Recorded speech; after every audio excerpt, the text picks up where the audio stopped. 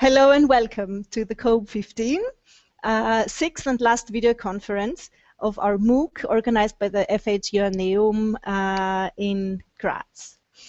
Today with us we have Maja Piwetz and Jutta Pauschenwein, who are going to review and talk a bit about their experiences in week 6 of the COPE15, transfer into individual contexts, and also talk and review the overall experience of the learners in this MOOC. Hello Jutta and hello Maja again.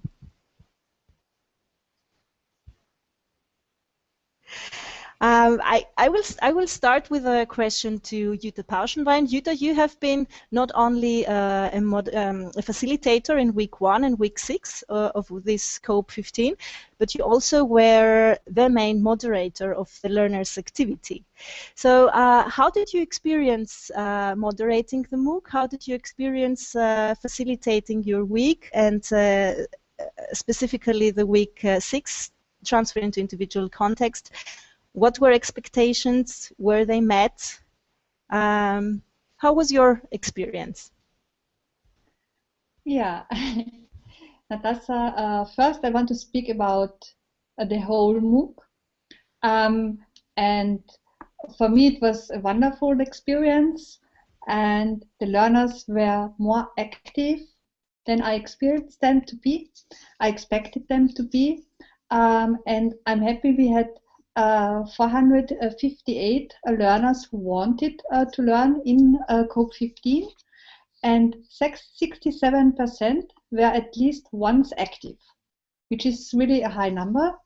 And many of them, of course, were often active, but we will have final numbers 2 or 3 weeks after the end of COPE15. For me, in my role as a moderator, it was very interesting to read all the comments, and I believe that we will succeed to have 4,000 comments at the website, which is a lot. It's more than last year, and in the different weeks there were really intensive discussions about the subjects of COPE15. It was also an experience which was nice, that week 5, the week of Danny, was probably the hardest week from the workload and also the topic. And the students did so nice research, and that's one of the things also they documented at the end, that they said doing this kind of research in this here they learned a lot, and they liked it a lot. And until now, we have already 63 students who sent their documentation to get the badge, and every one of them will get the badge. Yeah, so that's about the whole MOOC. And with respect to COPE14, last year we had more learners from outside. And we had more learners who were not business students. Whereas this year, the character was different, because a lot of the business students were very active, and this was fun because they found so nice examples in the assignments, and I believe that they brought a lot of additional material into the MOOC, and very interesting aspects. Yeah, so I'm happy, and as some of the learners wrote that they liked the MOOC and now they are happy that the end is near. That's the same for me, because of course it was a lot of work to do all the reading and monitoring and supporting and answering. Yeah. Okay, thank you very much. I have a small question for you, because I was thinking, I also read some of the reflections and reports of the students who wanted the badge, and it stayed in my memory that a lot of them mentioned that they enjoyed the freedom in the MOOC, the freedom to choose their activities and to do the research. Was this your impression as well? I was happy. Yeah, I was happy that they did mention it, because for me it was important to give them the freedom and also the responsibility for their learning. And I wanted that they learn what for them is interesting. And so it works well. And in week 6, we have explained a little bit this theory of emergent learning, this learning which starts with yourself and what you are interested into. And I believe that the MOOC gave the possibility for a lot of emergent learning. Okay, thank you very much for sharing your own experience with us. Dear Maya, I would like to ask you the same question. You have been facilitating week 6, transfer into individual context, but you also have an overall view of the learning experience in the MOOC because you are involved in the with the questionnaire, and you also have some data on your hands now about the learner's experience. How was your experience in the COPE 15 so far? I find, well, I made similar observation as Jutta that actually learners were very active and very profound. Also, the reflective comments in the week 6, they're also very, I found them very interesting because they discovered also quite a lot about their personal ways of learning, what they like, what they didn't like. I remember a comment that was made by a student not from our university, and he was very happy that he could join such a way of learning. He also stated that he wished at his university they would have such an offer. So I think the students where you asked before, Jutta, I think the majority of them really appreciated the freedom of choosing, but also the freedom of, they pointed out the freedom of learning also at their own pace and when they had time, meaning also in the afternoon or in the evening. And also this change from being present at the lectures towards actually doing some work alone, perhaps in the time that they feel like they could do this. You mentioned the questionnaire. Till now we got 88 replies, feedbacks. I looked at the data. Majority of students, as Jutta mentioned, were from our university. So there is also relation to motivation because 37% of those they stated as first motivation they had to take part of the MOOC. But the second motivator, around 20% of participants, they said that they wanted actually to get some experience in e-learning. So I think this is also nice that they're so open to exploration and finding new ways how to learn. So I think that's pretty much it. From my expectations, okay, maybe this also what I expected. I expected for students to learn, on one hand, something new, something related with their studies, but also on the other hand, perhaps to discover some ways about themselves, what they like to do, how they like to do. And I think that both, based on the comments from the week 6, that both those learning goals were actually met. So it's a good result. Well done. Maybe I can add something which I forgot before. I believe that we succeeded in our assignments to make them open enough so that the students could tell a lot of personal stories. For example, there was a student when they had the assignment about the supply chain for products, she wrote that she wanted to buy a fair smartphone. And then what she did, all her research, and yeah, it was a pity because at the end she didn't succeed to find a really fair smartphone.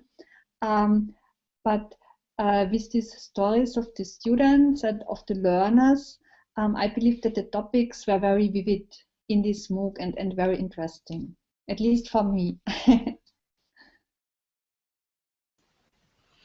Yeah, thank you, Jutta. I think it's very, from the reports I read also, students and learners in the MOOC really appreciated the exchange of personal experience. They said that they really liked to read the experience of the others, and they enjoyed sharing their own experiences. And maybe I would also like to add something about my experience as a moderator in the COPE 15 was that some students reported that they wish in the future that they will interact more with other learners on the MOOC online, and some of them didn't didn't make it, didn't manage that in this MOOC, but they wish to do this more in the future. So I also think this is a very positive learning experience for the learners in the MOOC. And with these words, I would like to go to the second topic, because one of the very, very interesting things that happened in week 6 were the footprints of emergent learning. And this was assignment 6.2 from Jutta Pauschenwein. And Jutta, I would like to ask you, how many students did a footprint, and how did this work? How did the students, what do these footprints tell us about the students and the learners' learning experience in the MOOC? Maybe at the beginning I have to tell a little bit about the history of the footprints. I got to know them 3 years ago in an online course, of course. And here I met Jenny McNess, and she spoke about the footprints. And I was very impressed by them, and I liked them immediately because I love visualizations, and the footprints are a great visualization of learning processes. And so after this, we started to use them for teaching, for training. We translated them into German. We adapted them for schools, so also pupils can use them. And as the footprints give you the possibility to look at your learning process from different perspectives, we decided to use them in the MOOC as well. And now we have about 30 footprints of learners in the MOOC. And what you can see, the footprint shows you the ratio between openness and structure in a learning process. And from our design here, the COPE 15 should support an open learning process. But in the footprint, if a learning process is too open, then there's chaos. And in chaos, you cannot learn anymore. So it is important to have this balance between openness and prescribe some rules how to learn and some structure. And it was interesting for me because the first 3 or 4 or 5 footprints which were posted were rather very open ones. Not in the chaos, but open. And my feedback to these students was that I believe they were really challenged in the COPE 15 because they had to orient themselves, to understand how it works, and also to deal with all the material, all the comments and everything. But then afterwards, probably between the 10th and the 20th footprint, there were students who draw footprints who were not that open. So for them, there were also footprints which were in the sweet emergent zone, which means that they felt responsible for their learning process, but also they saw that there are enough rules so that it's not overwhelming or exhausting for them to learn.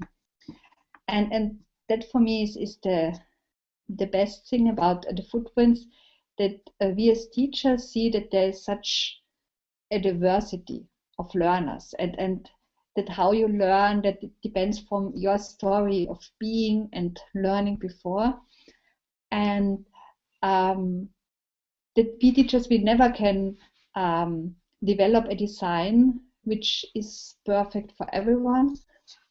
But of course, we try to make a design which is not too open and not too prescribed, to make it interesting.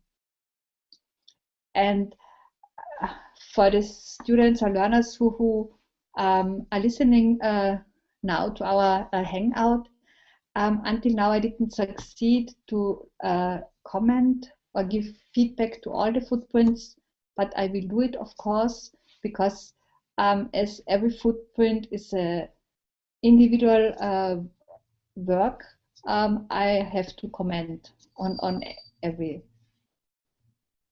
one. Yes, I think learners will also very appreciate a personal feedback from you. I have another small question about the footprints. You plan to do something with them. What are your plans for the footprints? Because I sent Jenny the link to the assignment 6.2, and she was very enthusiastic about all these nice footprints.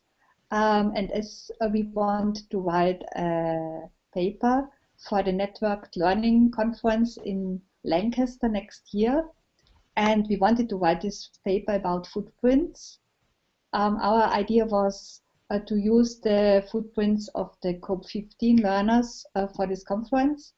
Also because here really we had a network of learners. Mm-hmm. And therefore I wrote many emails to all the people who did the footprints, and I was very happy that nearly everybody answered already, and they said, yes, you can use my footprint for research, and I think they liked it. Yes, then good luck with your research, and I will be very interested to see what you will, Jenny and you will come up with a collection of the learners' footprints. We are closing yet.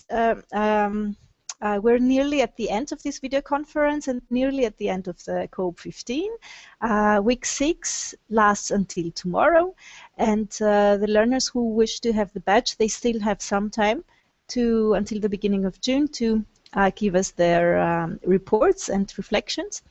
Maya, I would like to address you and ask you a question, the last question. Would you like to close up with a hint or a piece of advice or a comment for the COPE15 learners? Piece of advice, I don't know. I think stay open-minded and curious, because I think all the learners who came to the end, they have some persistency, they have online competencies, they have also self-discipline, because otherwise they wouldn't manage to participate at least in 4 weeks, but a lot of them actually participated in all 6 of them. So yeah, I think the only piece of advice is just simply stay curious and follow your passion and your curiosity. Thank you, Maya. Thank you for these last words. And Jutta, what are your comments and what would you like to say to the COPE15 learners? A lot. I will speak now for the next hour. No, I want to say first that there are many interesting MOOCs, and I would like to invite the students and the learners to look for MOOCs which they like, because it's really a great possibility to get connected and yeah, to leave their own university a little bit and look what's happening outside. And on the other hand, we now will do a lot of data analysis, and I learned this social network analysis in a MOOC, and I will look how the interaction of the learners in COPE15 changed from week to week, and here I'm very curious to see the results. Yeah, and then the last idea, our MOOC team, we will do a great MOOC party. And I believe after 6 weeks of a lot of learning and communicating and writing and being online, it's very important to make a party and say we were great and we did well. So thank a lot, COPE 15 learners, for all your enthusiasm and effort and the great comments. Yeah, bye-bye, that was it. Thank you, Jutta. Thank you very much. I will close this video conference now, and with closing this video conference, we close newly COPE 15 and this MOOC experience. Thank you very much for all facilitators and all people who worked for the materials and the website and the administration. There has been a big team behind this MOOC. I have been very grateful being part of this team. Thank you very much. Well done for everybody, all the learners who were active. I wish you all the best. I wish you have a break now after learning online and after all this experience, an online break. And I wish you all the best with transferring the skills you have learned, you have experienced in your everyday life, in your work, and in your study degrees. Thank you for being here with us, and keep on with the good work. Bye.